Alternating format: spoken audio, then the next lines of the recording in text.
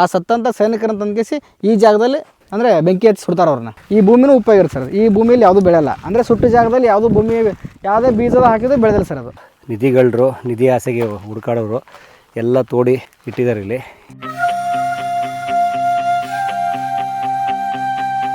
ಈಗ ಸ್ನೇಹಿತರೆ, ನೀವು ಹಳೆಯ ರಾಮರಾಯನ ಸಮಾಧಿ ನೋಡಿದ್ರಿ, ಕೋಳೂರು ಗ್ರಾಮದಲ್ಲಿರುವಂಥದ್ದು, ವಿಜಯಪುರ ಜಿಲ್ಲೆ ಮುದ್ದೇಬೇಳೆ ತಾಲೂಕು ಕೋಳೂರು, ರಕ್ಕಸಗಿ ತಂಗಡಗಿ ಗ್ರಾಮದ ಮಧ್ಯೆ ಇರೋಂಥ ಊರು ಕೋಳೂರು. ಇಲ್ಲೇ ಯುದ್ಧ ನಡೆದಿರುವಂಥ ಸೆಂಟ್ರಲ್ ಸ್ಪಾಟ್ ಇದು ಸ್ನೇಹಿತರೆ. ಈಗ ಅದರ ಇತಿಹಾಸ, ಸಮಾಧಿ ಎಲ್ಲ ನಾನು ನಿಮಗೆ 2-3 ಸಂಚಿಕೆ ಹೇಳೋಕ್ಕೆ ಪ್ರಯತ್ನಪಟ್ಟೆ. ಈಗ ಮುಂದೆ ಹೋಗೋಣ. ಯುದ್ಧ ನಡೆದಿರಬಹುದಾದಂಥ ಕೆಲವು ಜಾಗಗಳು, ಸೈನಿಕರ ಸಮಾಧಿ ಮಾಡಿರುವಂಥ ಕೆಲವು ಜಾಗಗಳಿದಾವಂತ ಇಲ್ಲಿ, ಅದನ್ನು ಕೂಡ ನೋಡೋಣಂತೆ. ಬನ್ನಿ, ನಮ್ಮ ಜೊತೆಗೆ ಇಲ್ಲಿ ಸ್ಥಳೀಯರು ಮುತ್ತು ಅಂತ ಒಬ್ರು ಇರ್ತಾರೆ, ಅವ್ರ ಜೊತೆ ಹೋಗೋಣ.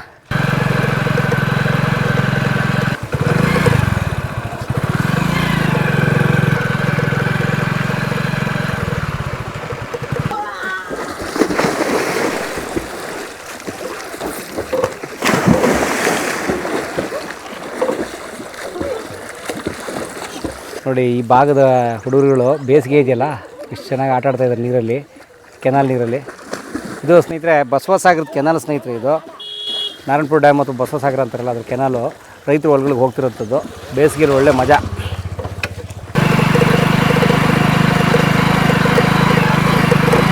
ನೋಡಿ ಸ್ನೇಹಿತರೆ, ಇಲ್ಲಿ ನೀವು ನೋಡ್ತಾ ಇದ್ದೀರಲ್ಲ, ಇದೆಲ್ಲ ಯುದ್ಧ ಭೂಮಿನೇ ಸ್ನೇಹಿತರೆ. ರಕ್ಕಸ್ತಂಗಡಿ ಗ್ರಾಮದ ಮಧ್ಯೆ ಇರುವಂಥ ಯುದ್ಧ ಭೂಮಿ ಪೂರ್ತಿ ಇದು. ಇದೆಲ್ಲ ಯುದ್ಧ ನಡೆದಿರುವಂಥ ಸಾಧ್ಯತೆ ಇದೆ. ಯಾಕಂದರೆ ಮೊಟ್ಟ ಮೊದಲನೇದು ಇದು ಕೃಷ್ಣಾ ನದಿ ದಂಡೆಗಿದೆ. ಕೃಷ್ಣಾ ನದಿನೇ ಬಾರ್ಡ್ರು, ಯುದ್ಧದ ಬಾರ್ಡ್ರು.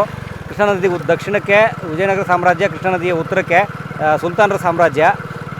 ಸೊ ಹಾಗಾಗಿ ನಾನೀಗಿರುವಂಥದ್ದು ಸುಲ್ತಾನರ ಸಾಮ್ರಾಜ್ಯದ ಜಾಗದಲ್ಲಿ, ಅವರೇ ಸುಲ್ತಾನರೇ ದಂಡೆತ್ತು ಬಂದಿರೋಂಥದ್ದು. ಹಾಗಾಗಿ ಸುಲ್ತಾನರು ನದಿ ದಂಡೆಗೆ ಬಂದಿದ್ದರು. ಮತ್ತು ನದಿ ದಂಡೆಯಲ್ಲಿ ಯಾಕೆ ಯುದ್ಧಗಳಾಗ್ತಾಯಿತ್ತು ಅಂತಂದರೆ, ಸೈನಿಕರಿಗೆ, ಮುಖ್ಯವಾಗಿ ಲಕ್ಷಾಂತರ ಸೈನಿಕರಿಗೆ ಯುದ್ಧಕ್ಕೆ ನೀರು, ಕುದುರೆಗಳಿಗೆ, ಆನೆಗಳಿಗೆ ನೀರು, ಜನರಿಗೆ ನೀರು, ಅದೆಲ್ಲ ಬೇಕಲ್ಲ. ಹಾಗಾಗಿ ನದಿ ಪಾತ್ರಗಳಲ್ಲೇ ಯುದ್ಧಗಳು ನಡೀತಾ ಇದ್ದಂಥದ್ದು.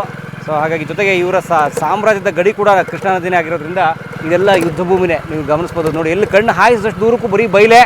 ಲಕ್ಷಾಂತರ, ಇವ್ರ ಕಡೆ 1.5 ಲಕ್ಷ ಜನ ಸೈನಿಕರು, ಅವ್ರ ಕಡೆ 1 ಲಕ್ಷ ಜನ ಸೈನಿಕರು, 2.5 ಲಕ್ಷ ಜನ ಸೈನಿಕರು ಸೇರಿದಂಥ ಜಾಗ ಇದೆ ನೋಡಿ. ಬನ್ನಿ, ಇಲ್ಲೊಂದು ರೋಚಕವಾದ ಜಾಗ ಇದೆ, ಯುದ್ಧ ನಡೆದಂಥ ಜಾಗ ತೋರಿಸ್ತೀನಿ ನಿಮಗೆ.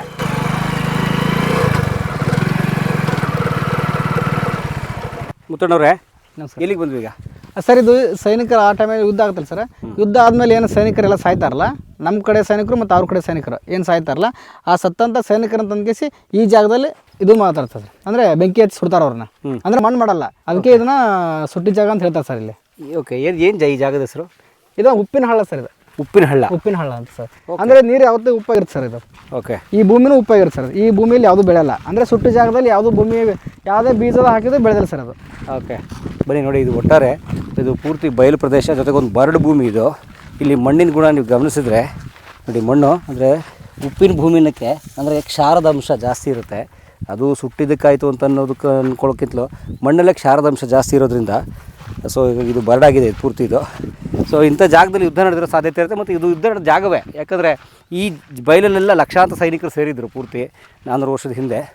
ಅದು ಯುದ್ಧ ನಡೆದ ಟೈಮಲ್ಲಿ ಸರ್ ನಿಧಿ ಇತ್ತಂತೆ ಎಷ್ಟೋ ಜನ ಹಡ್ಕೊಂಡು ಹೋಗಿದ್ದಾರೆ ಸರ್.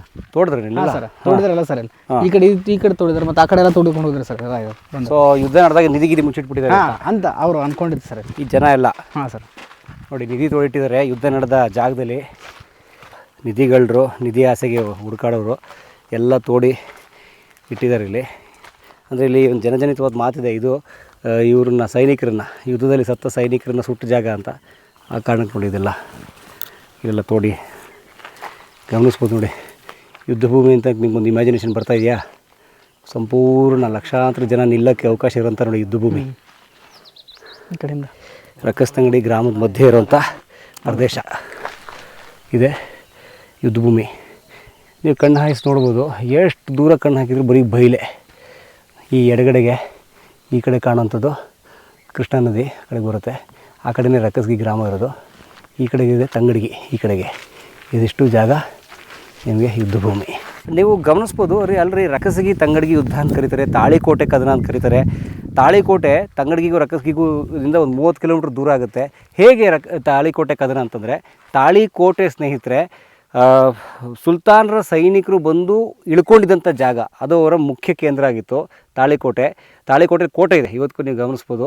ತಾಳಿಕೋಟೆ ಆ ಕಾಲಕ್ಕೆ ಸುಲ್ತಾನರ ಸಾಮ್ರಾಜ್ಯಕ್ಕೆ ಸೇರಿತ್ತು. ಸೊ ಅಲ್ಲಿ ಬಂದು ಅಷ್ಟು ಸೈನಿಕರು ಬೀಡಿಬಿಟ್ಟಿದ್ದ ಜಾಗ, ಅಲ್ಲಿಂದ ಅದನ್ನು ಕೇಂದ್ರ ಮಾಡ್ಕೊಂಡು ಅಲ್ಲಿಂದ ಯುದ್ಧಕ್ಕೆ ಬಂದಂತಹ ಜಾಗ ತಾಳಿಕೋಟೆ. ಅದು that's why it's called Talikota ಕದನ. ಬಟ್ ಯುದ್ಧ ನಡೆದಿರೋದು ರಕ್ಕಸಗಿ ತಂಗಡಗಿ ಗ್ರಾಮದಲ್ಲಿ.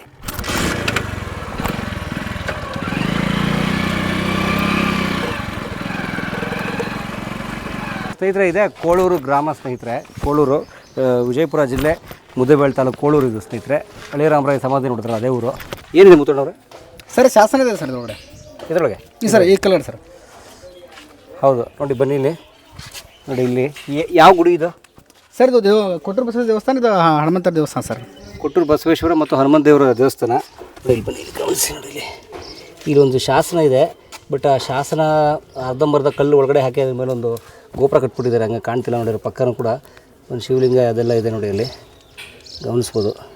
ಬಟ್ ಇದು ಈ ಶಾಸನ ಓದಿ ಏನಾದರೂ ಅದ್ರ ಟೆಕ್ಸ್ಟ್ನ ಇತಿಹಾಸಕಾರ ದಾಖಲಿಸಿದ್ದಾರೆ, ಶಾಸನ ತೆಗೆದರು ಅಂತ ನೋಡಬೇಕು. ದಯವಿಟ್ಟು ಇದ್ರ ಬಗ್ಗೆ ಮಾಹಿತಿ ಇರೋರು ದಯವಿಟ್ಟು ಕೊಡಿ ಅಂತ ಮನವಿ. ಇದು ಸ್ನೇಹಿತರೆ, ನೀವು ನೋಡ್ತಾ ಇದ್ರಲ್ಲ ದೇವಸ್ಥಾನ ಸ್ನೇಹಿತರೆ, ಇದು ಈ ದೇವಾಲಯ ಕೋಳೂರಿನಲ್ಲಿರುವಂತಹ ದೇವಾಲಯ ಇದು. ಕೋಳೂರ ಕೊಡಗೂಸು ಕಥೆ ಕೇಳಿರ್ತೀರಲ್ಲ, ಪಾಠದಲ್ಲೆಲ್ಲ ಇತ್ತದು ತುಂಬ ಟೆಕ್ಸ್ಟ್ ಬುಕ್ಗಳಲ್ಲಿ. ಆ ಕೋಳೂರ ಕೊಡಗೂಸು ಶಿವನಿಗೆ ಹಾಲು ಕುಡಿಸಿದಂಥ ದೇವಾಲಯ ಇದು ಅಂತ ಹೇಳ್ತಾರೆ. ಸೊ ಅದೊಂದು ಜನಪದ ಕಥೆ ಇದ್ರೂ ಇರ್ಬೋದು. ಒಟ್ಟು ಆ ದೇವಾಲಯ ಜನ ನಂಬುವಂಥ ಐತಿಹ್ಯವಾದಂಥ ಈ ಜಾಗ ನಾವು ನೋಡೋಣ. ಬನ್ನಿ ಒಳಗಡೆ ಹೋಗೋಣ. ಈ ದೇವಾಲಯ ನೀವು ಗಮನಿಸ್ತಾ ಇದ್ದರೆ ಸ್ನೇಹಿತರೆ, ಇದು ಬಹುಶಃ ಕಲ್ಯಾಣಿ ಚಾಲುಕ್ಯರ ವಾಸ್ತುಶಿಲ್ಪದ ದೇವಾಲಯ ಅಂತ ಗೊತ್ತಾಗ್ತಾ ಇದೆ. ಇದು ಕಲ್ಯಾಣಿ ಚಾಲುಕ್ಯರು ಇವತ್ತಿನ ಬೀದರ್ನ ಬಸವ ಕಲ್ಯಾಣವನ್ನು ಕೇಂದ್ರ ಮಾಡಿಕೊಂಡು ಇಡೀ ನಮ್ಮ ಸಾಮ್ರಾಜ್ಯವನ್ನು ಆಳ್ತಿದ್ದಂಥವ್ರು ಕಲ್ಯಾಣಿ ಚಾಲುಕ್ಯರು. ರಾಷ್ಟ್ರಕೂಟರ ನಂತರ ಬಂದಂಥವ್ರು. ಅವರ ವಾಸ್ತುಶಿಲ್ಪ ನೋಡಿ, ಈ ಟರ್ನಿಂಗು, ಈ ಡಿಸೈನು, ಈ ವಾಸ್ತುಶಿಲ್ಪ ಶೈಲಿ ಕಲ್ಯಾಣಿ ಚಾಲುಕ್ಯರದು. ಸೊ ಅವ್ರ ಶಿಲ್ಪದ ಶೈಲಿ ಇಲ್ಲಿ ಕಾಣ್ತಾ ಇದೆ. ಕಲ್ಯಾಣಿ ಚಾಲುಕ್ಯರ ಕಾಲದ ದೇವಾಲಯ ಅಂತ ಅನಿಸ್ತಾ ಇದೆ. ಶೈವ ದೇವಾಲಯ, ಯಾಕಂದರೆ ಕಲ್ಯಾಣಿ ಚಾಲುಕ್ಯರು ಶಿವನ ಆರಾಧಕರು, ಶೈವಾರಾಧಕರು. ಸೊ ಇಲ್ಲಿ ಶಾಸನ ಇದೆ ಸ್ನೇಹಿತರೆ. ಇದು ಕಲ್ಯಾಣಿ ಚಾಲುಕ್ಯರ ಕಾಲದ ದೇವಾಲಯ ಆಗಿರೋದ್ರಿಂದ ಶಾಸನ ಖಂಡಿತ ಹಾಕ್ಸಿರ್ತಾರೆ ಇಲ್ಲಿದೆ. ಆದರೆ ಅದಕ್ಕೆ ಸುಣ್ಣ ಹೊಡೆದು ಚಿತ್ರ ಎಲ್ಲ ಬರೆದು ಅದು ಶಾಸನವನ್ನು ವಿರೂಪ ಮಾಡಿದ್ದಾರೆ. ಎನಿವೆ, ನಾನು ಮನವಿ ಮಾಡೋದು ಕೆಲವು ಗ್ರಾಮಸ್ಥರಲ್ಲಿ ಮತ್ತು ಜನರಲ್ಲಿ ಏನಂದರೆ, ನಿಮ್ಮಲ್ಲಿ ಯಾವುದೇ ಹಳೆ ಗುಡಿ ಅಥವಾ ಹಳೆ ದೇವಾಲಯ, ಕೋಟೆ ಇಂಥವಿದ್ರೆ ದಯವಿಟ್ಟು ಅದಕ್ಕೆ ಸುಣ್ಣ ಬಳಿಬಿಡಿ. ಅದು ಒರಿಜಿನಲ್ ರೂಪದಲ್ಲಿರಿ. ಸುಣ್ಣ ಇಟ್ಟಿಗೆ ಗೋಡೆಗೆ ಸುಣ್ಣ ಬಳಿದ್ರೆ ಒಳ್ಳೆಯದು. ಆದರೆ ಕಲ್ಲಿನ ಗೋಡೆ ಆಗಿರೋದ್ರಿಂದ ಸೊ ಕಲ್ಲಿಗೆ ಏನು ಸುಣ್ಣ ಅಥವಾ ಬಣ್ಣ ಕೇಳೋದಿಲ್ಲ ಅದು. ಸೊ ಹಾಗಾಗಿ ಮಾಡಬೇಡಿ ಅಂತ ನನ್ನ ಮನವಿ ಇದು. ಯಾಕಂದರೆ ಅದರಲ್ಲಿ ಶಾಸನ ಅಮೂಲ್ಯವಾದ ಮಾಹಿತಿ ಇರುತ್ತದೆ. ಅಲ್ಲಿ ಏನು ಯಾರು ಮಾಡಿಸಿದ್ರು, ಏನು ಎತ್ತ, ಅದರ ಹಿನ್ನೆಲೆ ಏನು ಅಂತ. ಸೊ ಹಾಗಾಗಿ ಆ ಥರದ್ದು ಮಾಡಬಾರ್ದು ಅಂತ ಅನ್ನೋದು, ಸುಣ್ಣ ಹಚ್ಚಬಾರ್ದು ಅನ್ನೋದು ನನ್ನ ಮನವಿ. ಸೊ ಇದನ್ನು ದಯವಿಟ್ಟು ತುಂಬ ಕಡೆ ಪಾಲಿಸಿ ಅಂತೀನಿ. ಸೊ ಅದು ನೋಡಿ, ಕಲ್ಯಾಣಿ ಚಾಲುಕ್ಯರ ಗುಡಿ ಇದು. ಸರ್ ಇದು ಕೋಳೂರು ಕೊಡೂಸು ಅಂತೇಳಿ ಸರ್. ಇದು ಕೋರ್ಗಂದು ಈ ಊರಾಗ ಒಬ್ಬರು ಇದ್ರು ಸರ್, ಕುಂಬಾರ ಇರ್ತಾರೆ ಸರ್. ಕುಂಬಾರ ಅಂದರೆ ಈ ದೇವಸ್ಥಾನ ಮುಂದ್ಗಡೆ ಕುಂಬಾರ ಮನೆ ಇದೆ ಸರ್. ಆಲ್ರೆಡಿ ಈಗ ದೇವಸ್ಥಾನ ಸರ್ ಅಪೋಸಿಟ್ ಕುಂಬಾರ ಮನೆ ಕಾಣ್ತಾ ಇದೆ. ಕುಂಬಾರ ಮನೆ ಸರ್, ಕುಂಬಾರ ಈ ದೇವಸ್ಥಾನ ಪೂಜಾರಿಕೆ ಮಾಡ್ತಾ ಇರ್ತಾರೆ ಸರ್ ಅವರು. ಹಾಂ ಸರ್, ಅವರೇ ಮಾಡ್ತಾ ಇರ್ತಾರೆ. ಆ ಟೈಮ್ ಕುಂಬಾರಿಗೆ ಗಂಡ ಹೆಂಡತಿ ಇಬ್ಬರು ಇರ್ತಾರೆ. ಅವರಿಗೆ ಒಬ್ಬಳೆ ಮಗಳು ಇರ್ತಾಳೆ. ಅವಳ ಹೆಸರು ನೆನಪಿಲ್ಲ ನನಗೆ. ಆ ಒಬ್ಬಳೆ ಮಗಳು ಇರ್ತಾರೆ. ಆ ಮಗಳು ಏನು ಮಾಡ್ತಾರೆ ಅಂದರೆ, ಸಣ್ಣ ಕೂಸಿರ್ತಾಳಲ್ಲ, ಅವರು ಗಡಿಗೆ ಮಾಡ್ಕೊತಾನೆ ಈ ಪೂಜೆಯನ್ನು ಮಾಡ್ತಾ ಇರ್ತಾರೆ ಸರ್. ಅವಾಗ ಆ ಟೈಮಲ್ಲಿ ಅವರು ಒಂದೇನು ಮಾಡ್ತಾರೆ, ತಂದೆಗೆ ಬೇರೆ ಕಡೆ ಊರಿಗೆ ಹೋಗೋದು ಅಂತ ಕಾರ್ಯಕ್ರಮ ಮಾಡ್ತಾರೆ. ಕಾರ್ಯಕ್ರಮ ಬಿಟ್ಟು ಅವನೇನು ಮಾಡ್ತಾನೆ, ದಿನ ಬಂದು ಪೂಜೆ ಮಾಡೋದು, ದೇವರಿಗೆ ನೈವೇದ್ಯ ಹಿಡಿದು ಹೋಗ್ತಾ ಇರ್ತಾನೆ. ಅಂದರೆ ಒಂದು ದಿವಸ ಮನೆಗೆ ಹೋಗ್ತಿರ್ಬೇಕು, ಮನೆಗೆ ಹೇಳ್ಬಿಡ್ತಾನೆ ಅಂತ. ಅಂದರೆ ಹುಡುಗಿ 12 ವಯಸ್ಸಾಗಿರುತ್ತೆ ಆ ಟೈಮಲ್ಲಿ. ಆ ಟೈಮಲ್ಲಿ ತಾಯಿಗೆ ಹೇಳ್ತಾನೆ ಅವನು, ಇಲ್ಲ ನಾನು ನಾಳೆ ನಾವು ಊರಿಗೆ ಹೋಗ್ತಾ ಇದ್ದೀನಿ, ನೀ ದೇವಸ್ಥಾನಕ್ಕೆ ಹೋಗಿ ಪೂಜೆ ಮಾಡಿಕೊಂಡು ನೈವೇದ್ಯ ಕೊಟ್ಟು ಹಾಲು ಕುಡಿಸ್ಬಾ ಅಂತ ಹೇಳ್ತಾನೆ ಸರ್. ಆ ಹುಡುಗಿ ಕೇಳಿಸ್ಕೊಳ್ತದೆ ಅದೇ ಮಾತನ್ನು. ಕೇಳಿಸ್ಕೊಂಡು ಕೇಸಿ ನಮ್ಮ ಅಪ್ಪ ಹಿಂಗೆ ತಾರೆ ಅಂತ ಕೇಸಿ ಮರ್ದಿನ ದೇವಸ್ಥಾನಕ್ಕೆ ಹೋಗುತ್ತಾ ಮುಂಚೆನೇ ಆ ಹುಡುಗಿನೇ ಬಂದು ದೇವಸ್ಥಾನಕ್ಕೆ ಹಾಲು ಕೊಡೋಕೆ ಬರ್ತಾರೆ ಇಲ್ಲಿ. ಅಂದರೆ ತಾಯಿಗೆ ಗೊತ್ತಿಲ್ಲಾರ್ದೇ ಹಾಲು ತೊಗೊಂಬಂದು ಇಲ್ಲಿ ದೇವಸ್ಥಾನಕ್ಕೆ ಬಂದು ಇಟ್ಟು ಹೋಗ್ತಾಳೆ. ಇಟ್ಟು ಹೋದ್ಮೇಲೆ ಹೇಳ್ತಾರೆ, ಆ ಹುಡುಗಿ ಗೊತ್ತಿರಲ್ಲ. ಅಂದರೆ ಕಲ್ಲಿಂದ ಮೂರ್ತಿ ಇದೆಲ್ಲ, ಹಾಲು ಕುಡಿಯಲ್ಲ ಅಂತ ಅದು ಹುಡುಗಿ ಗೊತ್ತಿರಲ್ಲ. ಅದು ಆ ತಂದೆ ಹೇಳಿದ ಮಾತನ್ನು ಏನು ಮಾಡ್ತಾಳೆ ಅಂದರೆ, ಇಲ್ಲ ನಮ್ಮಪ್ಪ ಹಾಲು ಕುಡಿತದ ಅಂತ ಹೇಳ, ದೇವರು ಹಾಲು ಕುಡಿತಾನೆ ಅಂತ ಹೇಳೋಣ, ನಮ್ಮ ಮತ್ತೆ ದೇವ್ರ ಮುಂದೆ ಹಾಲು ಕುಡಿಯಾಕತ್ತಿಲ್ಲ ಅಂತ ಕೇಸಿ ಆ ಹುಡುಗಿ ಹೇಳ್ತಾಳೆ ಸರ್. ಅಂದರೆ ನಮ್ಮಪ್ಪ ತಂದು ಕೊಟ್ಟರೆ ಹಾಲು ಕುಡ್ತೀನಿ, ನಾ ತಂದು ಕೊಟ್ಟರೆ ಹಾಲು ಕುಡಿಯಲ್ಲ ಅಂತ ಕೇಸಿ ಆ ಹುಡುಗಿ ದುಃಖ ಹೆಚ್ಚಾಗಿ ಕೆಲಸ ಮಾಡ್ತಾರೆ. ಆ ಇದೇನು ಈಶ್ವರ ಕಾಣ್ತಲ್ಲ ಸರ್, ಈಶ್ವರ ಲಿಂಗಕ್ಕೆ ತಲೆ ಜಜ್ತಾರೆ ಸರ್. ಅವರು ತಲೆ ಜಜ್ಜಿ ರಕ್ತ ಬರುತ್ತೆ. ರಕ್ತ ಬಂದಮೇಲೆ ತಾಯಿ ಹುಡುಕಿಡ್ಕೊಂಡು ಬರ್ತಾಳೆ. ನನ್ನ ಮಗಳು ಯಾಕಂದ್ರೆ ಇಲ್ಲೇ ಹೊರಗೆ ಒಟ್ಟ ಕಾಣಲ್ಲ, ಎಲ್ಲಿ ಹೋಲ್ಲ ಅಂತ ಕೇಸಿ ಆಮೇಲೆ ಅವ್ರವ್ವ ಇಲ್ಲಿ ಅಲ್ಲಿಂದ ಇಲ್ಲಿ ಬರ್ಬೇಕಾದ್ರೆ ಆ ಹುಡುಗಿ ಹಾಲು ಕುಡಿಸೋದು, ಹಾಲು ದೇವ್ರನ್ನ ಮಾಡ್ತಾರೆ. ಈಶ್ವರಲಿಂಗ ಹಾಲು ಕುಡಿದ್ಮೇಲೆ ಆ ಹುಡುಗಿನ ಒಳಗಡೆ ಎಳ್ಕೊಂಡ್ಬಿಡ್ತಾನೆ ಸರ್ ಅವನು. ಅಂದರೆ ಈಶ್ವರಲಿಂಗ 2 ಭಾಗ ಆಗಿ 2 ಭಾಗ ಹಾಕಿಸಿ ಆ ಹುಡುಗಿನ ಒಳಗೆ ಎಳ್ಕೊಂಡ್ಬಿಡ್ತಾಳೆ. ಎಳ್ಕೊಂಡ ತಕ್ಷಣ ಮಾಡ್ತಾರೆ, ಆ ತಾಯಿ ಬಂದು ಕೇಸಿ ಆ ಹುಡುಗಿನ ಜುಟ್ಲ ಇರ್ತಾರೆ ಹಿಂದೆ, ಜಡಿ ಬಂದು ಇಳಿತಾಳೆ. ಇಳಿದ ತಕ್ಷಣ ಏನಾಗುತ್ತೆ, ಜಡಿ ಅಷ್ಟೇ ಉಳಿದಿತ್ತಂತ ಸರ್. ಅದು ಇದು ನಮ್ಗೆ ಅಂದರೆ ಹಿರಿಯರು ಹೇಳಿದಕ್ಕೆ ಇದು ಫಸ್ಟ್ಗೆ ಜಡಿ ಇತ್ತಂತ ಸರ್. ಸ್ವಲ್ಪ ಜನ ಇವಾಗಂತೂ ಇಲ್ಲ, ಯಾಕಂದ್ರೆ ಭಾಳ ದಿವಸ ಆಯಿತು. ಆ ಒರಿಜಿನಲ್ ಲಿಂಗು ಒಳಗಡೆ ಇದೆ ಸರ್, ಹಿಂದೆ ಕಾಣ್ತಾ ಇದೆ ಅಲ್ಲಿ ಗೋಡೆ ಇದೆ ಸರ್, ಅದು ಒರಿಜಿನಲ್ ಲಿಂಗು.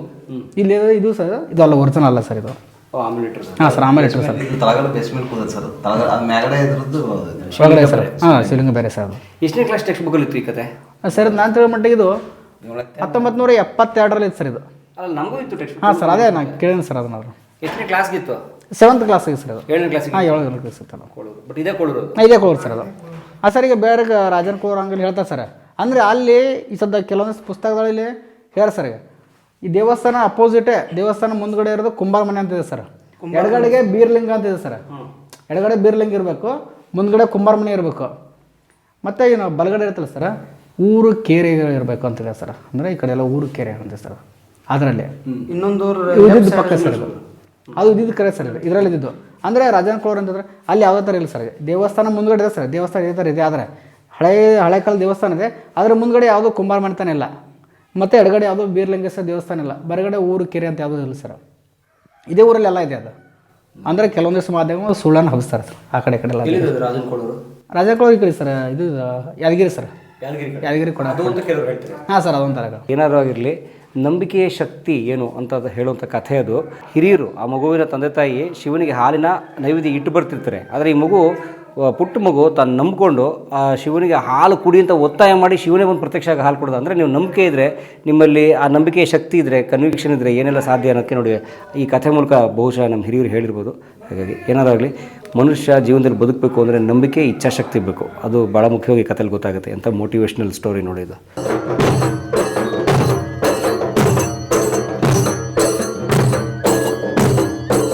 ಕಲಾ ಮಾಧ್ಯಮದ ಎಲ್ಲ ಎಪಿಸೋಡುಗಳು ನಿಮಗೆ ಸಿಗಬೇಕು ಅಂತಂದ್ರೆ ಕಲಾ ಮಾಧ್ಯಮ ಯೂಟ್ಯೂಬ್ ಚಾನೆಲ್ನ ಸಬ್ಸ್ಕ್ರೈಬ್ ಮಾಡಿ, ಬೆಲ್ ಐಕಾನ್ನ ಕ್ಲಿಕ್ ಮಾಡಿ, ತಪ್ಪದೇ ಮಾಡಿ. ವಿಡಿಯೋ ನೋಡಿದ್ದಕ್ಕೆ ನಿಮಗೆ ತುಂಬ ಧನ್ಯವಾದಗಳು. ಪುಸ್ತಕಗಳನ್ನು ಓದು ಮನಸ್ಸನ್ನು ಅರಳಿಸುತ್ತೆ, ಬುದ್ಧಿಯನ್ನು ಚುರುಕು ಮಾಡುತ್ತೆ, ಕಾಣದ ಹೊಸ ಲೋಕವನ್ನು ಪರಿಚಯಿಸುತ್ತೆ. ಹಾಗಾಗಿ ಓದುವ ಸಂಸ್ಕೃತಿ ಹೆಚ್ಚಾಗ್ಲಿ. ಧನ್ಯವಾದ.